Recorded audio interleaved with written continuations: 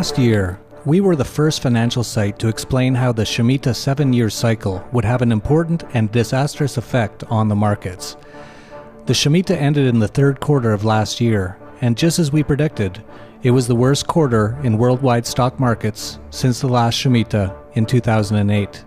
Since then, we've been the leader in explaining further Shemitah trends embedded in the once every 49-year Jubilee year.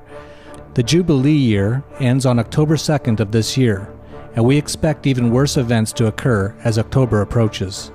But now, famous investor Jim Rogers has just released a new warning saying the same. He's even using biblical references to warn of a financial tsunami that could take place either this year or next. He has just said a $68 trillion biblical collapse is poised to wipe out millions of Americans. Rogers co-founded the Quantum Fund with George Soros in the early 1970s. The fund generated returns of 4,200% over 10 years and made fortunes for both men. Soros and Rogers, having worked together for so long, probably both have access to information the regular person doesn't. Soros recently was in the news for shorting the stock market and making gold his largest held asset and predicting an impending crisis. Now, just this week, Jim Rogers has said the same and was quite outspoken about how it was written in the Bible. He referred to a quote from the book of Joshua. "You are under a curse now. You will always be servants. You will be woodcutters and water carriers for the house of my God." The amount of people joining the bandwagon predicting imminent collapse of a biblical proportion is getting nearly lopsided, especially considering that it was less than a year ago that we were one of the only people talking about it. Carl Icahn, Stanley Druckenmiller, and Soros himself, to name a few. Each of these individuals has now placed significant funds in gold and gold-related securities. Soros has gone so far as to actively short the stock market. Their messages are similar to Rogers, who sees economic turmoil descending that will actually bankrupt whole nations. Rogers believes the situation is much worse than 2008, when major economies had dollar resources in reserve. Those countries like China and Japan have spent down much of their reserves. Thus, it won't just be the US or Europe that suffers from the next wave of market insolvency.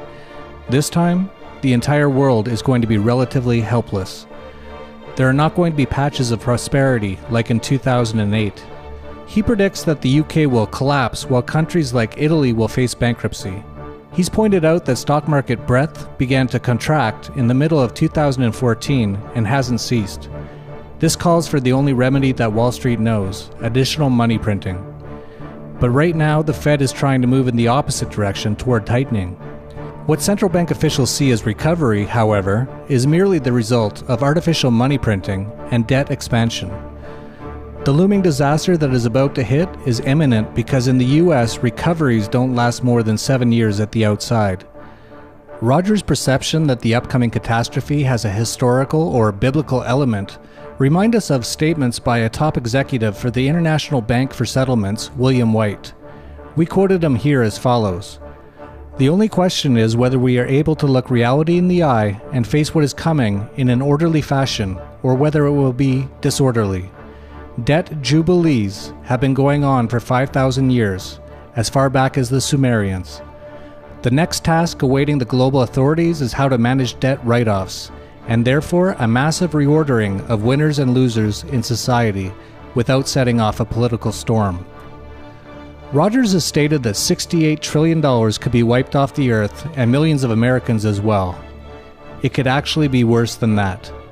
This is the end of the monetary system as we know it, and will result in life as we know it changing forever. And it's all been planned. If you haven't seen our video exposing the elite Jubilee plan to completely reorder the world, perhaps as soon as this coming October, you should see it immediately. You can see it at surviveshemitah.com. There is probably not much more time to prepare. Given what is now being predicted by billionaires and investment gurus alike, if you aren't prepared now, or soon, it may be too late. We've already made massive gains by seeing things ahead of the crowd, and will likely make even bigger ones in the future.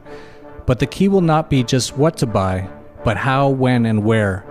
Surviving a biblical collapse is not going to be easy for anyone. There is no roadmap for something like this. But we've been ahead of the curve in figuring out what is coming, and we've been ahead of the curve in coming up with innovative ideas, information, and solutions to help you protect yourself and your family. You can get access to all of our resources, information, and advice by subscribing to the Dollar Vigilante newsletter at dollarvigilante.com/subscribe. I've been called crazy more than anyone I've ever known or even heard about. I was called crazy for saying the internet would revolutionize the world in 1993 before most even knew what it was.